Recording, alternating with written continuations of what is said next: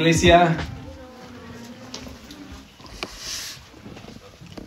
Pues ahora tenemos el privilegio de prestar atención a la palabra de Dios. También es un privilegio, como siempre, poder cantar juntos, adorar a Cristo a través de estas alabanzas. También a través de la oración, orando los unos por los otros. Y qué bendición que estamos aquí. Seguimos en esta serie sobre la gran narrativa que estamos viendo como iglesia, explorando como toda la Biblia al final, a pesar de ser hecho de muchas mini historias, al final lo que queremos ver y lo que estamos viendo es como al final todo cuenta una misma historia, que nos ayuda a ver que en el centro de todo es Dios mismo, ¿no? Queremos ver de principio a fin como esta historia que estamos incluidos nosotros, los seres humanos, pero el gran héroe de la historia es Dios mismo. Y toda la historia nos va apuntando a ver nuestra necesidad de Dios y la provisión que tenemos en Cristo. Y por eso hemos estado cantando esta mañana sobre la grandeza de la obra de Cristo.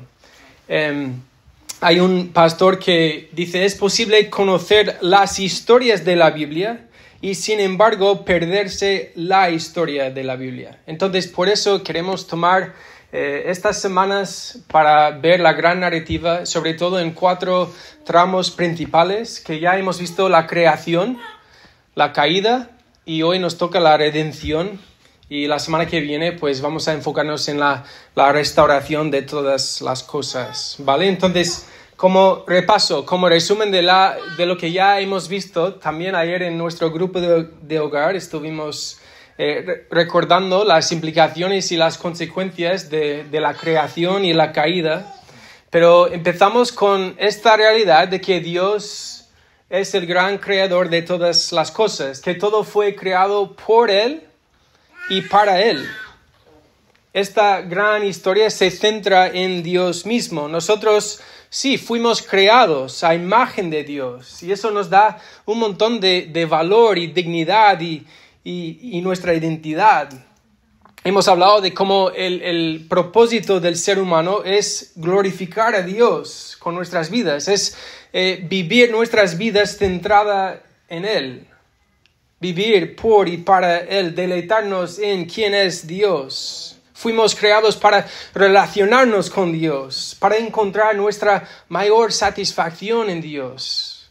También para representar a Dios. Fuimos mandados a cuidar y cultivar todo lo que Dios nos había dado. Pero de repente cambia la historia, y lo que vimos la semana pasada tiene que ver con la caída, cuando el pecado entró en el mundo. Esa realidad de fallar o no alcanzar el objetivo. La idea de rebelión, de dar la espalda a Dios.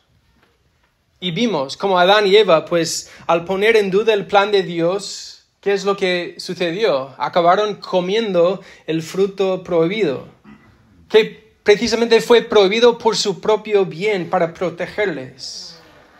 Y debido al pecado, empieza a deshacerse todo. Empiezan a definir todo con otro significado. Redefinir la verdad, redefinir lo que es correcto, redefinir la identidad.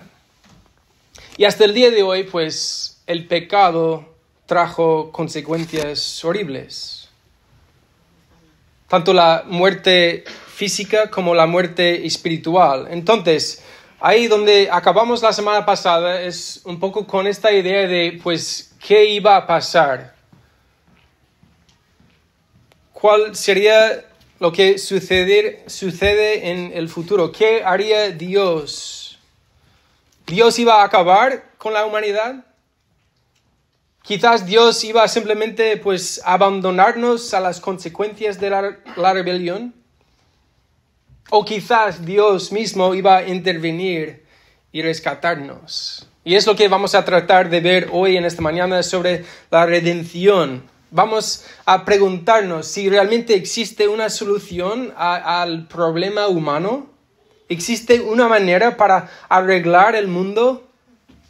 Quizás a través de más yo qué sé, educación, más innovación, más tecnología, más ChatGPT, más libertad política, más control. ¿Cómo se puede arreglar todo este gran problema? Yo creo que ninguno de nosotros aquí tenemos que ser convencidos de que hay muchos problemas en este mundo caído. Pero la gran pregunta es, ¿cuál es la solución? Y queremos ver que solamente en la Biblia encontramos una esperanza segura, que nos apunta a ver el Dios creador trino, el único que puede redimir, transformar y restaurar todas las cosas en Cristo Jesús. Entonces, ¿puede haber algo mejor? Me encanta como C.S. Lewis dijo en Mero Cristianismo: si encuentro a mí mismo un deseo que nada de este mundo puede satisfacer, la explicación más probable es que fui hecho para otro mundo. Entonces, la redención es uno de los temas más evidentes en toda esta gran narrativa y nos hace ver cómo Dios eligió redimir a los pecadores. Entonces, en esta mañana pues vamos a explorar un poco este tema. ¿Por qué la redención es necesaria? ¿Es posible ser redimidos, rescatados de nuestra rebelión y maldad? Pues ¿de qué manera Dios eligió redimir a su pueblo? Vamos a orar y luego entrar en el tema, ¿vale? Dios, muchas gracias por la oportunidad de reunirnos como iglesia local, Señor. Es bajo tu visión y perspectiva de lo que es la iglesia, Señor. Queremos reunirnos en esta mañana para conocerte más y mejor. Queremos enamorarnos más y más de quién eres tú, de ver tu provisión, Señor, a través de la obra de Cristo. Entonces, estamos hablando de una realidad muy fuerte, Señor, de que fuimos creados por ti y para ti, pero que te hemos dado la espalda. Y debido a eso, pues hay una gran separación entre tú y nosotros, Señor, y solamente a través de la obra de Cristo podemos ser rescatados. Este es el spoiler de esta mañana, Señor, pero queremos poner nuestra mirada en ti. Ayúdanos a ver la grandeza de la obra de Cristo y cómo podemos ser rescatados de la esclavitud de nuestra propia rebelión. Oramos en el nombre de Cristo. Amén. Pues vamos a empezar con la idea de qué es la redención, ¿vale? ¿Qué es la redención? Luego vamos a entrar y ver el pasaje que hemos leído antes, Romanos 3, 21 al 26, pero requiere un poco de trabajo previo para llegar ahí, ¿vale? Entonces, la redención tiene el significado de comprar de nuevo, ¿vale? Comprar de nuevo. Entonces tenemos que ver que la redención ya presupone que ya existe esclavitud o cautiverio de alguna manera. Y pues tiene que ver con el concepto de un rescate. Un rescate que es simplemente el precio que se paga para redimir a alguien de la esclavitud o cautividad, ¿vale? Entonces, la redención implica aquello de lo que nos libera el rescate. Podemos pensar, por ejemplo, en Marcos 10, 45, donde tenemos esta imagen muy, muy fuerte de Jesús mismo siendo este rescate, porque el Hijo del Hombre no vino para ser servido, sino para servir, para dar su vida en rescate por muchos. Está hablando de un sacrificio que logra algo. El sacrificio de Cristo que expía, que borra nuestra culpa y maldad, que cubre nuestra deuda con Dios. Entonces, Dios requiere un pago por nuestros pecados. Vemos esta enseñanza a través de la Biblia. Y Cristo pagó un precio que era su propia muerte. Y el resultado de eso es que pudimos ser redimidos de la esclavitud de nuestro pecado. Entonces, esto es como la imagen de qué es la redención, de qué es el rescate. Pero vamos a volver a al comienzo de todo, donde acabamos la semana pasada con la caída, con el pecado entrando en el mundo. Pero algo que yo creo que no vimos, pero un versículo importante de Génesis 3:15 es la promesa de la redención, ¿vale? Tenemos en Génesis 1 y 2 y 3, pues el comienzo de todo. Empezamos a ver cómo se empieza a deshacerse todo, pero Génesis 3:15 nos da una idea de una promesa de este tema de la redención. Dios reveló su plan de redención y diciendo así, hablando a la serpiente que representa a Satanás, Dios declaró lo siguiente: y pondré enemistad entre ti y la mujer, y entre tu simiente y la simiente suya. Esta te herirá en la cabeza y tú le herirás en el calcañar. Quizás a primera vista nos cuesta entender de qué está hablando aquí, pero son las consecuencias y la condenación en contra de la serpiente, ¿vale? Y es una promesa de parte de Dios que de alguna manera pues iba a traer esperanza y salvación y pues libertad. Esto es como lo que lo llaman los teólogos el protoevangelio, el primer anuncio de las buenas noticias, ¿vale? Entonces es un mensaje que nos da esperanza, señala hacia una victoria en el futuro. Podemos entender aquí que Dios iba a enviar a alguien para rescatarnos, para luchar contra la maldad, y no solo luchar, sino ser victorioso. Alguien que iba a traer salvación, aplastando la cabeza de la serpiente, que representa el mal y el pecado y la muerte. Una historia de promesas y esperanza.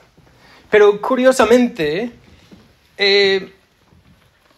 esta historia y esta promesa no fue realizada de manera inmediata.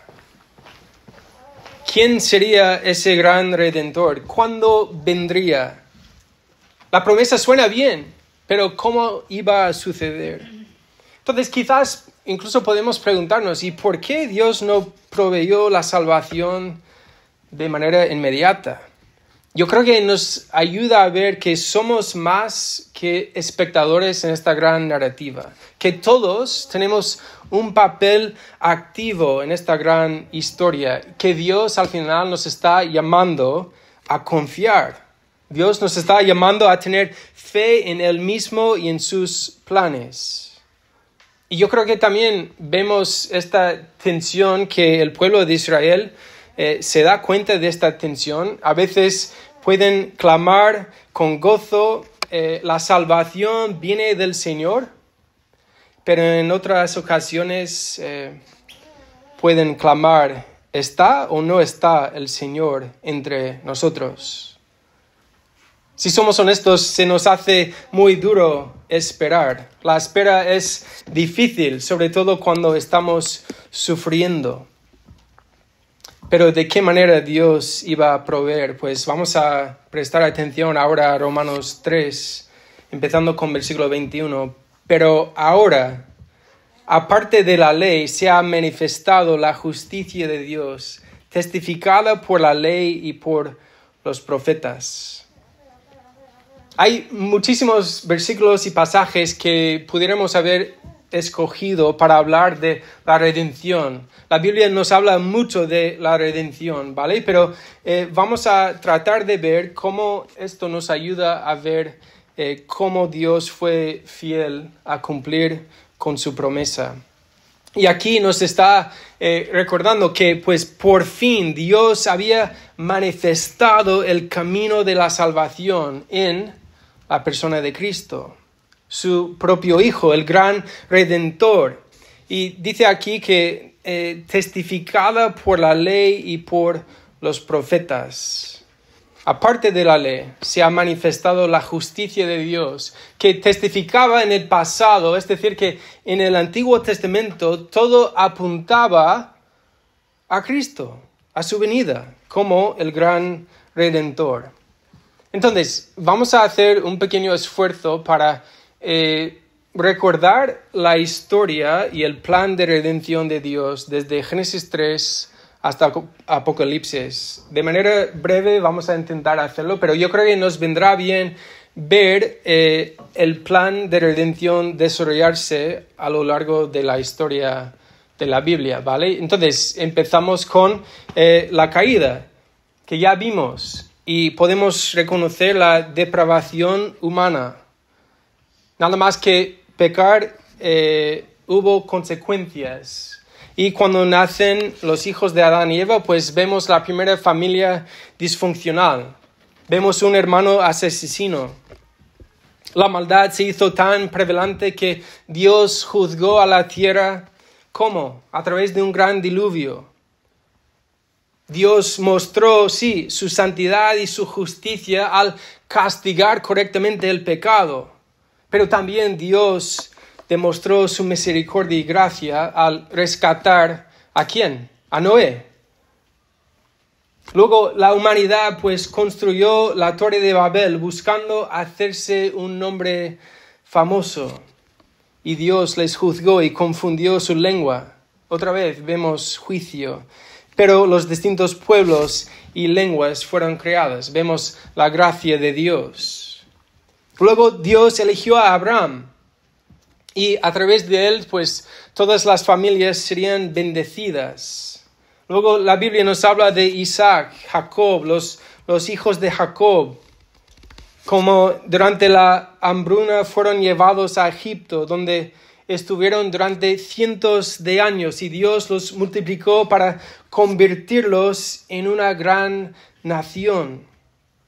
El pueblo de Israel, los descendientes de Jacob, fueron esclavizados. Entonces ahí es cuando Dios levantó a otro para quizás traer esta redención, Moisés, un profeta para liberar a su pueblo de la esclavitud.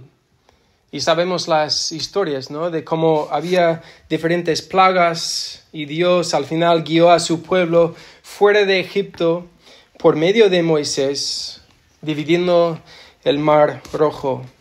Luego, pues, en el monte Sinaí tenemos esta visión de Dios en Éxodo 19:6, y vosotros me seréis un reino de sacerdotes y gente santa. Dios ahí en el monte de Sinaí les dio la ley como reflejo de su carácter. Los convirtió en su pueblo por medio de un pacto. Luego, pues, podemos pensar en el tabernáculo y luego el templo en Jerusalén, que era un símbolo de la presencia de Dios. Podemos recordar los sacerdotes y los sacrificios. Los sacerdotes representando como mediadores entre Dios y las personas. Los sacrificios como la paga del pecado es la muerte. Vemos muchos sacrificios de animales en el Antiguo Testamento, una imagen de un sustituto, porque la sangre representa la vida. Y vemos una vez tras otra vez la infidelidad del pueblo de Dios. A pesar de tener ese pacto con Él mismo, de ver su fidelidad, de rescatarlos una y otra vez, y debido a su infidelidad, pues tuvieron que vagar por el desierto durante 40 años. Al final Moisés murió. Fueron llevados a la tierra prometida bajo Josué, que significa Dios salva. Dios juzgó a las naciones malvadas en la tierra prometida y podemos ver pues cómo hubo seguridad, paz, descanso. Dios otra vez proviendo para un pueblo infiel. Después de la muerte de Josué, pues hay un patrón de rebelión y arrepentimiento, rebelión y arrepentimiento. Había un periodo de los jueces para proveer justicia. Pero curiosamente el libro de Jueces acaba diciéndonos que en estos días no había rey en Israel, cada uno hacía lo que bien le parecía. La maldad del corazón humano seguía. El pueblo no era capaz de gobernarse a sí mismo. Entonces podemos recordar los reyes y los profetas. El pueblo pidió un rey. Podemos pensar en reyes como el rey Saúl, el rey David, un hombre conforme al corazón de Dios, un hombre que sí gobernaba a su pueblo conforme a la ley de Dios, un rey que protegía al pueblo de sus enemigos y había paz y prosperidad. Pero ¿qué es lo que sucedió? David también cayó en pecado. El rey Salomón, prosperidad bajo su reinado, pero también permitió que se adoraran dioses extranjeros. Luego llegamos a un punto donde el reino se dividió en dos. El patrón seguía rebelión, arrepentimiento, liberación, rebelión, arrepentimiento, liberación. Tenemos el reino del sur, Judá, donde había algunos reyes buenos, pero muchos malos. El reino del norte, Israel, todos los reyes fueron malos, guiaron al pueblo a desobedecer a Dios. Y es entonces cuando Dios levantó profetas que hablaban de parte de Dios, en contra del pueblo de Dios por violar el pacto de Dios, pero también instaban al pueblo a volver a ser fiel al pacto.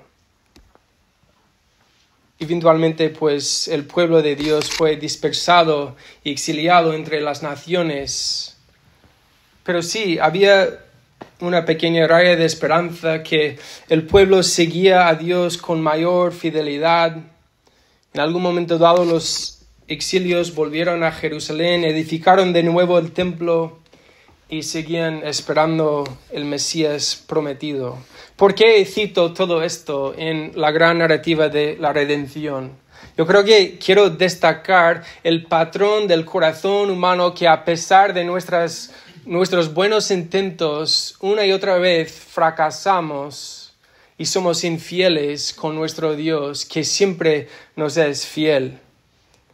Y también para ayudarnos de ver que no somos capaces de redimirnos a nosotros mismos. Entonces aquí volvemos a Romanos 3, versículo 22, donde vemos a Jesucristo como el único gran redentor. Dice así Romanos 3, 22, la justicia de Dios por medio de la fe en Jesucristo para todos los que creen en Él, porque no hay diferencia. Ese gran redentor es nadie menos que Jesucristo, Dios encarnado, el Rey de Reyes. Dios envió a su Hijo Jesús, Dios hecho carne, que fue el profeta perfecto, porque Él mismo era la palabra de Dios. También fue el sacerdote y sacrificio perfecto, porque vivió de manera perfecta a su Padre, obedeciéndole en todo. Murió la muerte que tú y yo merecemos. Él recibió el castigo de la ira de Dios.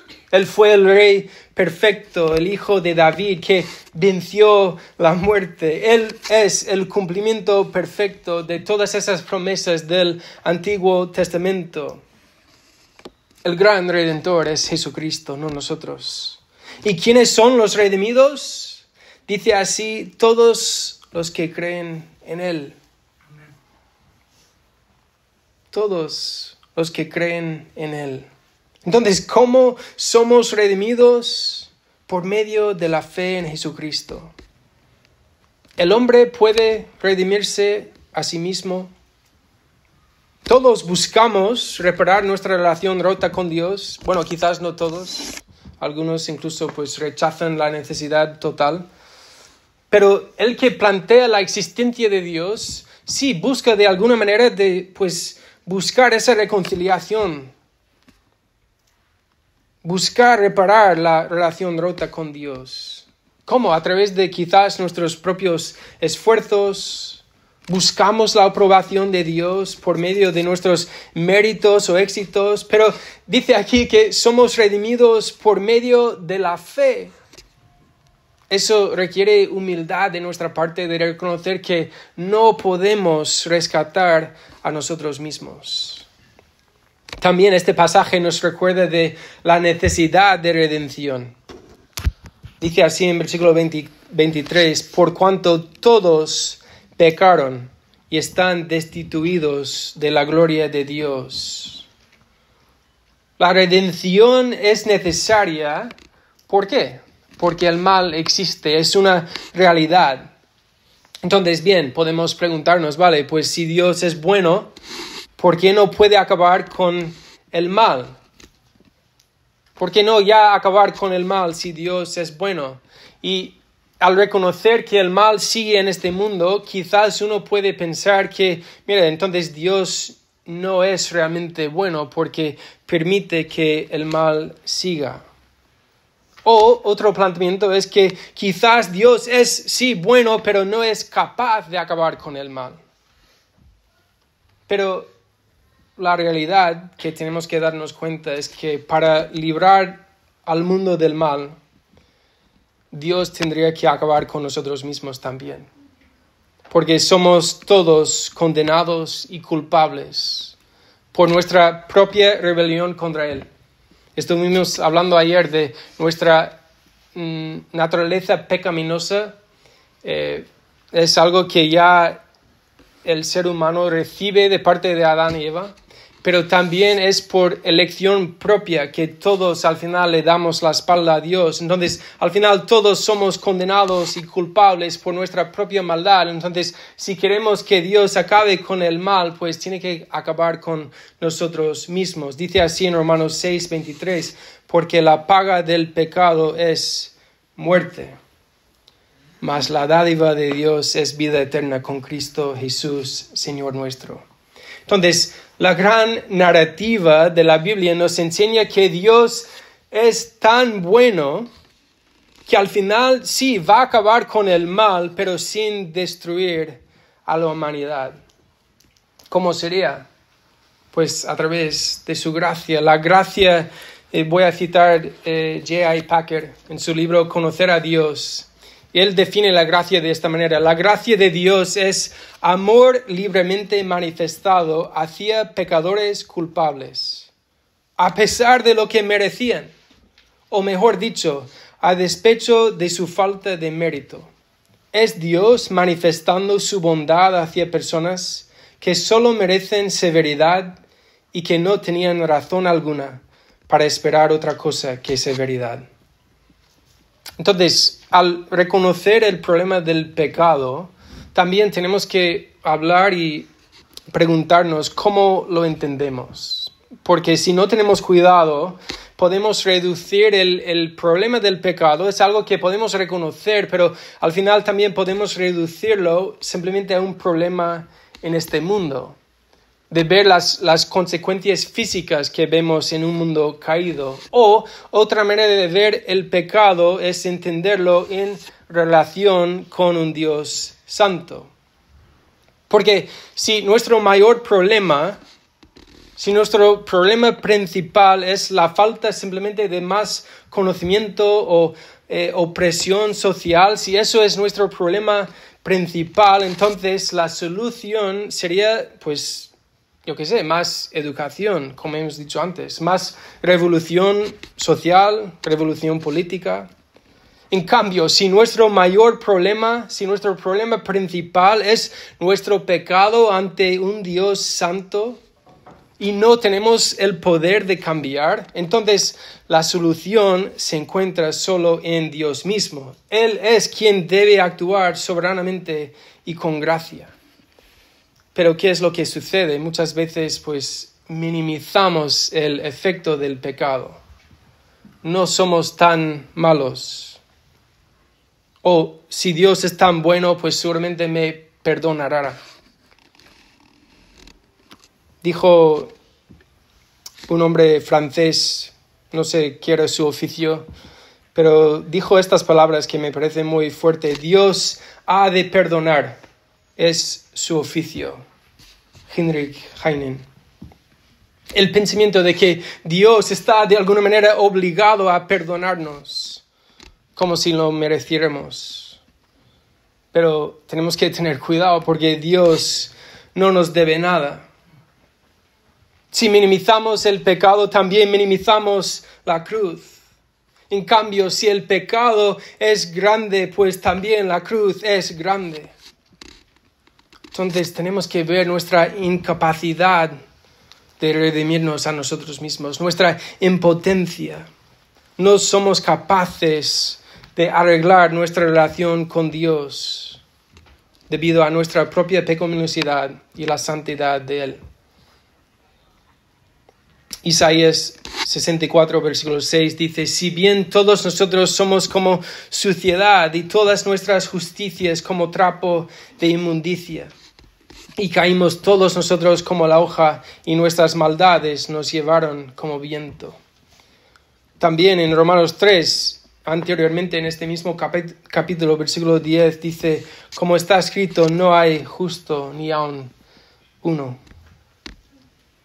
Por eso el Evangelio es algo tan tremendo, que podemos ser redimidos por medio de Cristo. Y aquí dice en versículo 24 y 25, siendo justificados gratuitamente por su gracia, mediante la redención que es en Cristo Jesús, a quien Dios puso como propiciación por medio de la fe en su sangre, para manifestar su justicia, a causa de haber pasado por alto en su paciencia los pecados pasados. Siendo justificados gratuitamente por su gracia. ¿Qué significa esta idea de ser justificados? Es la idea de ser declarados justos ante Dios, libres de culpa. Ser al final declarados perdonados y inocentes. Justo antes de nuestro pasaje en versículo 20, que no hemos leído, pero ¿una persona puede ser justificada por la ley? Pues Romanos 3:20 dice: ya que por las obras de la ley ningún ser humano será justificado delante de él. Porque por medio de la ley es el conocimiento del pecado. Entonces, ¿cómo podemos ser justificados delante de Dios? Si es imposible al final agradar a Dios por medio de actos religiosos o ser personas morales, entonces, ¿cómo puede el ser humano ser justificado? ¿Cómo podemos volver a tener relación con un Dios santo? Pues por medio de la salvación, mediante la redención que es en Cristo Jesús. Cristo es quien pagó el rescate para comprarnos de nuevo. Un sacrificio perfecto y suficiente, porque al ser hombre sin pecado, es el único sacrificio perfecto, pero también al ser Dios mismo es el único que puede recibir ese pago perfecto por nuestro pecado. Hay un pastor, Brian Chappell, que dice: Jesús, Dios perfecto, hombre perfecto, es el Redentor que necesitamos. Hizo todo lo necesario al identificarse con nuestra humanidad y hacer todo lo que Dios tenía que hacer para salvarnos. Estamos hablando de la locura de la cruz, que es en la cruz que se ve la perfecta unión del amor de Dios, pero también su justicia. Un Dios de amor, pero un Dios justo. Y al ser un Dios santo, vemos que Él no es indiferente a la maldad y la injusticia. Él sigue demandando un pago por nuestra rebelión. Pero también al ser un Dios de amor, Él pagó el precio para rescatarnos. Es como, siempre me encanta pensar en el ejemplo de un juez que sí, te declara culpable. Estás correctamente y justamente condenado, pero al mismo tiempo imagínate que ese juez cumple tu condena. Es lo que tenemos en Cristo. La declaración que somos culpables, pero debido a su amor, pues, Él murió en nuestro lugar. Dice así: a quien Dios puso como propiciación. La expiación tiene que ver con eliminar o quitar algo. Quitar la culpa por medio de un sacrificio. La expiación es lo que Cristo hizo en la cruz. Cristo nos quita nuestra culpa a los que creemos en Él. Pero también la propiciación, tiene que ver con estar por nosotros. satisfacer y apaciguar un proceso de pasar de estar en enemistad con nosotros a estar por nosotros, estar a favor de nosotros. Es a través de la propiciación que somos restaurados a la comunión y al favor delante de Dios. Jesús no solamente quita nuestra culpa, sino también nos declara justos. ¿Cómo? ¿De qué manera? ¿Cómo es posible? Porque son buenas noticias. Pues por medio de la fe en su sangre, para manifestar su justicia a causa de haber pasado por alto en su paciencia los pecados pasados. Somos redimidos por medio de la fe. Uno de los pilares de los 5 solas de la Reforma Protestante. Algo muy importante es la declaración de que somos salvos solo por la fe en Jesucristo como nuestro único y suficiente Señor y Salvador. Por medio de la fe significa que no es por nuestras obras ni por nuestros méritos. Entonces, ¿cuál es la solución al problema del pecado? ¿Dios es un Dios redentor? Pues sí, lo vemos a través de Jesús, el Cordero de Dios que quita el pecado del mundo. ¿Quién es el Redentor? Pues en 1 de Timoteo 2, 5 al 6 dice, porque hay un solo Dios y un solo mediador entre Dios y los hombres, Jesucristo hombre, el cual se dio a sí mismo en rescate por todos, de lo cual se dio testimonio a su debido tiempo. Cristo es el justo y el que justifica. Mira cómo acaba Romanos 3, versículo 26. Con la mira de manifestar en este tiempo su justicia, a fin de que Él sea el justo y el que justifica al que es de la fe de Jesús. El que es justo y también el que justifica. ¿Cómo Dios puede tomar la iniciativa y a la vez satisfacer su naturaleza santa? Solo Dios puede redimir y proveer el Redentor. Porque nuestro pecado es cometido ¿contra quién? Contra Dios mismo. Entonces, solo Dios puede perdonar una transgresión contra Él. Entonces, ¿qué hizo Cristo para redimir a los creyentes? Jesús, Dios hecho carne, añadió a la humanidad a su divinidad. Jesús era el verdadero hombre. Esa imagen de lo que fuimos creados para ser, pues Él lo ejemplificó. Él vivió de una vida perfecta, en perfecta obediencia al Padre. La vida que todos debimos haber vivido. Y Él, siendo el único que no mereció la muerte, pues Él murió en nuestro lugar. El pastor Tabiti Anabiwele dice, es absolutamente esencial que lo que veamos en Cristo sea una justicia perfecta, porque Él ha provisto esa justicia para nosotros. Toda la justicia que necesitamos se encuentra en el Hijo de Dios, quien tomó sobre sí mismo nuestra carne, nuestra semejanza, nuestra naturaleza humana. Él no solo provee esa justicia, sino que en la cruz nuestro Salvador murió y pagó el precio que la humanidad debía. Él murió en nuestro lugar. La redención nos hace ver que Dios no es indiferente a nuestro sufrimiento. Lo que merecemos es su juicio divino, su ira contra nuestro pecado, pero lo que nos ofrece es su gracia y misericordia para vencer el pecado y el mal. Gracias a la redención de Cristo podemos tener esperanza. Ahora, pero también para siempre. Porque Jesús no solo puede empatizar con nosotros, sino también es capaz de salvarnos. Entonces, en conclusión, estamos hablando de la gran victoria del sacrificio de Cristo. ¿Cuál es nuestra respuesta a la redención que Cristo nos ofrece?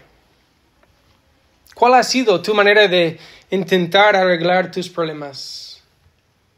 Yo creo que todos de alguna manera hemos intentado pues depender de nuestras propias capacidades. Quizás, si somos honestos, incluso aprovechar de los demás, minimizar nuestros fracasos.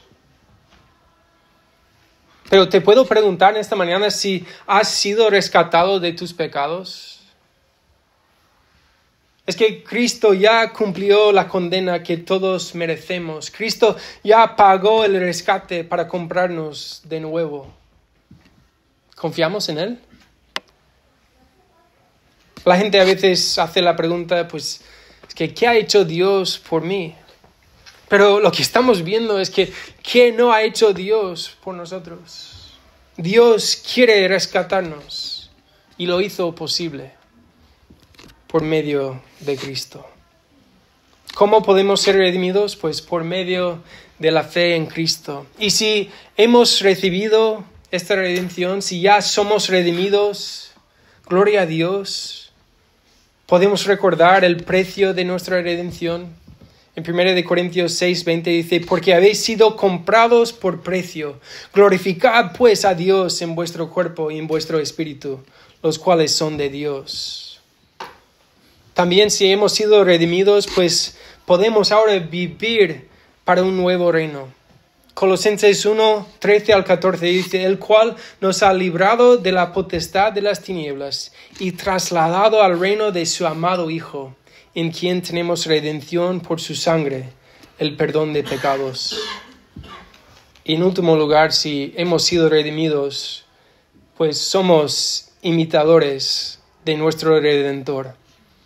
Efesios 5:1-2 dice, sed pues imitadores de Dios como hijos amados, y andad en amor, como también Cristo nos amó y se entregó a sí mismo por nosotros, ofrenda y sacrificio a Dios en olor fragante. Vamos a orar. Dios, muchísimas gracias por esta gran historia que estamos viendo en tu palabra. Esto no es algo que los seres humanos lo hemos inventado, sino es tu propia historia, tu diseño, Señor. Y gracias por ser tan bondadoso y tan amoroso, por mostrarnos nuestra necesidad de ti. Queremos ser honestos en esta mañana y pues ver nuestros propios fracasos, Señor, y si es que tenemos un deseo de volver a tener relación contigo, ayúdanos a ver que es solamente por medio de la fe en Jesucristo que podemos ser redimidos. Gracias por tu obra fiel, Señor. Gracias por ser un Dios que tú quieres rescatarnos de nuestra rebelión.